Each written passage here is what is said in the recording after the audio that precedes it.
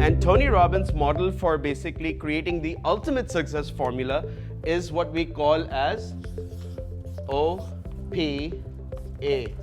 So it's called OPA, right? And basically he also associates a C to it, which is a newer version to it. But what is O? Opportunities, but also more importantly, the outcome. Most people in our lives, whenever we want to do something, now realize this really, really critically. हम सबके पास कुछ ना कुछ goals होते हैं ना, ambitions होते हैं. Ambitions, let's put it this way. Anything that you're doing in your life, we're thinking about कि इसका outcome क्या होगा, इसका outcome. And we don't write that outcome down. So what will happen if we achieve it?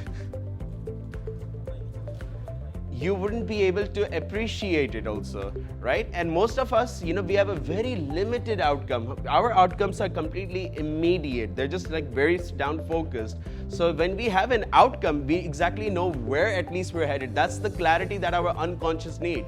Remember, we remembered the prime directives of an unconscious mind? It wants it easy. It wants it simple. It wants it as understandable as possible. And when we have these outcomes, then the other thing is that we don't understand the purpose. And most people struggle here. So, you could have a fabulous outcome. Dude, I'm going to this job because my outcome is that I'm going to earn about 100,000 rupees per month. Great. Nobody asked him why. And when that why isn't there, then they might be doing it for a month. They might be doing it for 2 months. And then they basically resign. Then they feel that this is something that I really not wanted. In other words, let's try to ask this question. Who influences our lives? Is it the government? No. Is it the politicians? Do you think the wealth is the determination that you'll be happy? How many of you have heard about wealthy people who have committed suicide?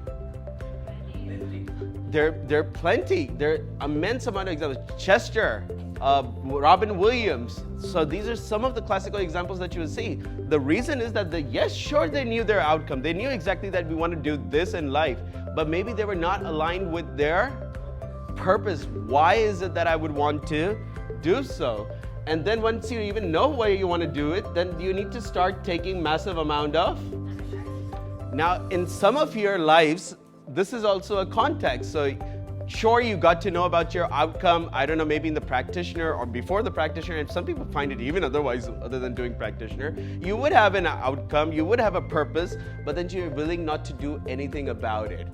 So I want to be a great salesperson because it really, really drives me, and I want to sleep at my sofa. So that's not gonna give you results. Does that make sense? Right? And then most other people who even find that, yes, okay, great, let's take massive action, but there's something else that is also remaining. So then they don't achieve that success in life is because they're not able to. God damn it, that's a really important thing. They're not willing to see that change happening.